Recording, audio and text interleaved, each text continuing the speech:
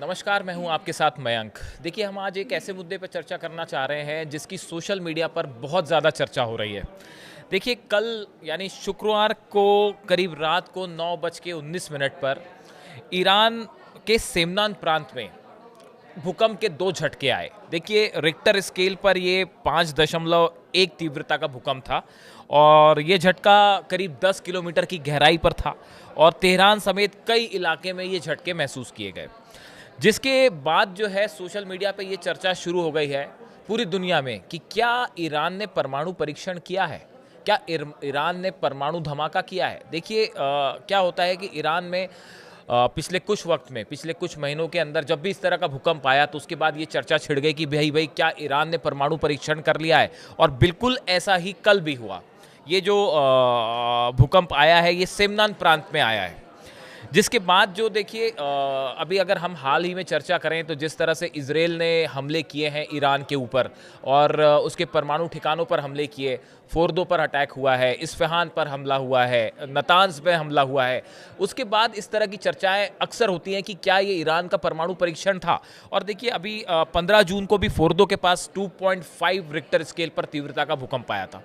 ऐसे ये भूकंप के झटके कल रात को आए और जैसे ही ये भूकंप के झटके आए पूरे यूरोप में ये तुरंत ये खबर तेजी से फैली कि भाई ईरान में जो है वो भूकंप के झटके आए हैं, कहीं ये न्यूक्लियर टेस्ट तो नहीं है।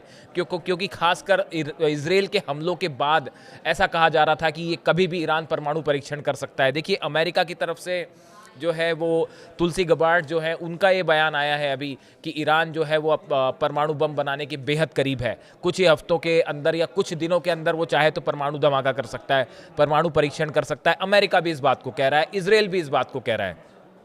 हालांकि ईरान की तरफ से कहा गया है कि उनका कतई मकसद नहीं है कि वो परमाणु बम बनाए, क्योंकि जो सुप्रीम लीडर है अली खामेनी साहब, उन्होंने ये कह रखा है कि ईरान ऐसे कोई हथियार नहीं बनाएगा जो मानवता के खिलाफ है। उन्होंने मना किया शुरू से और ईरान इस स्टैंड पे कायम है। लेकिन देखिए, ये जो धमाका, ये जो भूकंप के झटके आए उसके बाद ये चर्चा छिड़ गई कि क्या ईरान ने परमाणु धमाका किया है। अब देखिए, इसके बाद 2 संगठन हैं, एक यूएसजीएस और दूसरा सीटीबीटीओ। ये 2 संगठन हैं जो ये पता लगाते हैं कि भाई कोई अगर भूकंप आता है तो ये परमाणु परीक्षण की वजह से है या ये नेचुरल एक घटना है, प्राकृतिक घटना है। देखिए, इनकी तरफ से ये बताया गया है कि जो इस तरह के भूकंप आते हैं ये परमाणु परीक्षण करने पर भी ऐसे भूकंप आ सकते हैं, लेकिन इन दोनों में एक अंतर होता है। देखिए, जो परमाणु, ये जो दोनों संगठन कह रहे हैं कि जो परमाणु परीक्षण होता है उसके बाद जो भूकंप के झटके आते हैं वो थोड़े हल्के होते हैं, वो इतना 5.1 तीव्रता के नहीं हो सकते, काफ़ी हल्के झटके होते हैं वो। दूसरी चीज़, एक जो टेक्निकल भाषा में अगर हम बात करें तो क्या होता है कि जब भी कोई प्राकृतिक भूकंप आता है, नॉर्मल अगर कोई भूकंप आता है तो उसमें 2 वेव बनती हैं, एक कहलाती है पी वेव, एक कहलाती है एस वेव। ये एक प्रकार का इनका एक टेक्निकल टर्म है उसको समझने के लिए। लेकिन अगर न्यूक्लियर टेस्ट होता है तो उसमें वो सिर्फ पी वेव्स बनती हैं, उसमें उसमें एस वेव नहीं बनती है।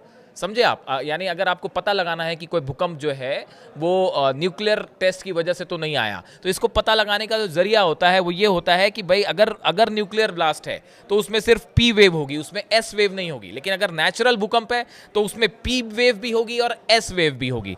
तो फौरी तौर पर अभी जो ये दोनों संगठन हैं, यूएसजीएस और सीटीबीटीओ, इनके मुताबिक अभी ये मान के चल रहे हैं कि फिलहाल ये जो ईरान में भूकंप आए हैं ये प्राकृतिक भूकंप ही थे, ये परमाणु धमाके की वजह से ये भूकंप नहीं आए। देखिए, हमारा काम है आप तक सच्ची जो खबर है उसको पहुंचाना, बिना किसी सेंसेशन के, बिना किसी लाग लपेट के। हम हमेशा कोशिश करते हैं कि ईमानदारी से आप तक सच्ची खबर पहुंचाएं, यही क्रेडिबिलिटी भी यही होती है। तो देखिए, अभी फिलहाल के मुताबिक जो अंतर्राष्ट्रीय संगठन है वो ये कह रहे हैं कि ये ईरान में जो भूकंप है ये किसी तरह का परमाणु परीक्षण नहीं है। ईरान की तरफ से भी लगातार यही कहा जा रहा है, ईरान के विदेश मंत्री ने भी यही कहा है कि ईरान ने कभी परमाणु बम नहीं बनाया, अपने सिविल न्यूक्लियर आवश्यकताओं के लिए ही प्रोग्राम आगे बढ़ रहा है। लेकिन इसी बीच देखिए, रूस की तरफ से एक बहुत बड़ा बयान आया है। अब जो पुतिन है, रूस के राष्ट्रपति, वो पूरी तरह से खुलकर ईरान के साथ खड़े हो गए हैं। उनकी तरफ से कई बयान आए हैं। एक तो उन्होंने कहा है, देखिए, एक सेंट पीटर्सबर्ग में एक जो है इकोनॉमिक फोरम था, उस दौरान उनका बयान आया, उनसे पूछा गया कि क्या तीसरे विश्व युद्ध की संभावना बन रही है? तो उन्होंने देखिए बड़ा इंटरेस्टिंग आंसर दिया है। उन्होंने जवाब दिया, it is disturbing, I am speaking without any irony, without any jokes, of course there is a lot of conflict potential, it is growing and it is right under our nose and it affects us directly.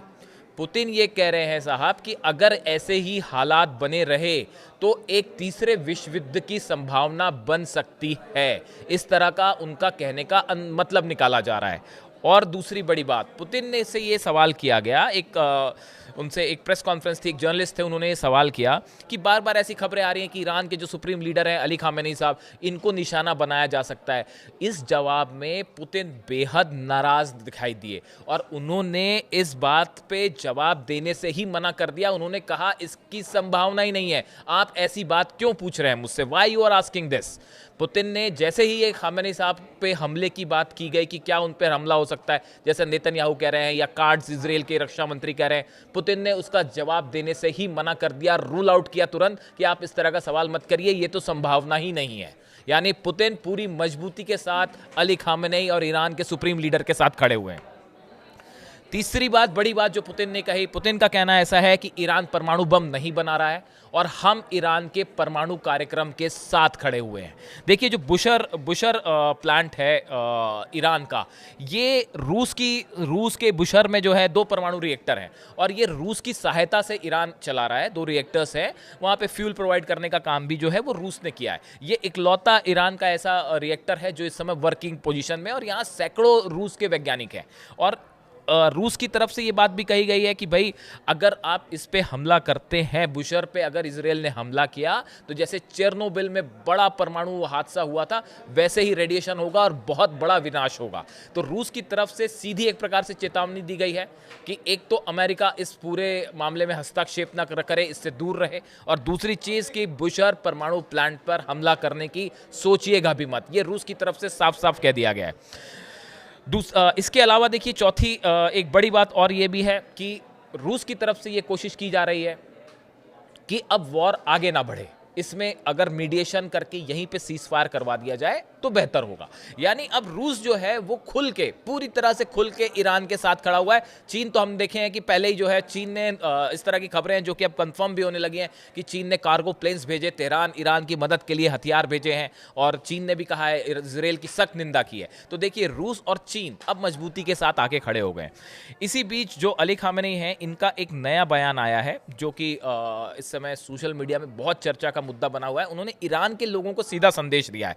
उन्होंने ये कहा है कि Iran किसी भी कीमत पर आत्मसमर्पण नहीं करेगा। अगर अमेरिका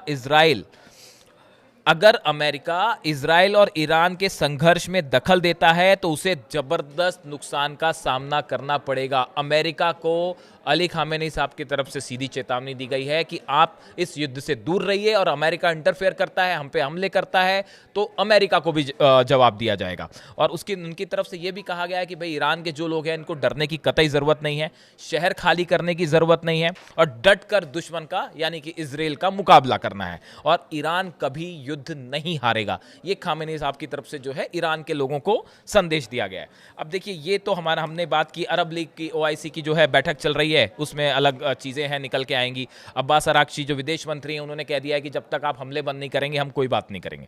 तो ये कुछ डेवलपमेंट्स हैं। इसके अलावा अगर हम लेटेस्ट हमलों की बात करें, देखिए शनिवार को, सैटरडे की मॉर्निंग को मध्य इजराइल में हमला हुआ है ईरान की तरफ से। होलोन इलाका है, यहाँ पे काफ़ी सारी मिसाइल्स ईरान की गिरी हैं जो खबरें आ रही हैं। सेंट्रल इजराइल में हमला हुआ है और हाइफा में एक बार फिर हमले की खबर आई है। ये 4 जगह हैं। बीरशेबा और तेल अवीव में तो हमले हुए ही, हमने देखा ही, आपको पिछले वीडियो में भी बताया था। इसके अलावा होलोन में मिसाइल हमला है, बताया जा रहा है होलोन में बड़ा मिसाइल हमला हुआ है। सेंट्रल इजराइल में हमले हुए हैं, हाइफा में अटैक हुए हैं, और अब ये भी इस तरह की आशंका भी जताई जा रही है कि चूंकि ईरान के न्यूक्लियर प्लांट्स पे हमला हुआ है तो हो सकता है डिमोना न्यूक्लियर प्लांट जो है इजराइल का, इसको भी निशाना बनाया जा सकता है। हालांकि इजराइल ने इस डिमोना न्यूक्लियर के आसपास, प्लांट के आसपास जो है वो आयरन डोम, थार्ड समेत तमाम एरो सब जो हैं अपने डिफेंस सिस्टम्स लगा रखे हैं, लेकिन उसके बाद भी देखिए जिस तरह से ईरान की मिसाइल्स गिर रही हैं और आयरन डोम फेल हो रहा है या इजरायली डिफेंस फेल हो रहा है उसे रोकने में, इसलिए ये कोई आश्चर्य की बात नहीं होगी कि अगर हम देखें कि कोई हाइपरसोनिक मिसाइल जो है वो डिमोना पे भी गिर जाए, और ऐसे में एक बड़ा हादसा हो सकता है। इसी बीच नेतन्याहू अमेरिका में हैं, ट्रंप से मिल रहे हैं। अब देखना यह है कि ट्रंप की तरफ से कहा गया है कि 2 हफ्ते तक अमेरिका हस्तक्षेप नहीं करेगा। अब आगे देखना यह है कि इसके बाद क्या होता है। बड़ी खबर यह भी है कि अमेरिका की तरफ से 20 से ज़्यादा कार्गो प्लेन इजराइल पहुंच रहे हैं, जिसमें जो है वो हथियार भरे हुए हैं। इजराइल में हथियारों की भारी कमी हो रही है, खासकर डिफेंस मिसाइल्स की कमी हो रही है जो भिजवाई जा रही हैं अमेरिका से। और अली खामेनी साहब ने साफ कह दिया कि किसी हालत में ईरान नहीं झुकेगा और जंग होगी। इन हालात में ऐसा लगता है, एक्सपर्ट्स का मानना है कि अगर कोई कंक्लूजन नहीं निकलता है तो अभी ये वॉर, ये जंग लंबी चलेगी। और अगर वॉर लंबा चलता है, लंबा खिंचता है, तो उसमें इजराइल को ईरान से ज़्यादा नुकसान इजराइल को होता दिखाई दे रहा है। इस पे जो भी अपडेट होगा हम आप तक पहुंचाएंगे। धन्यवाद।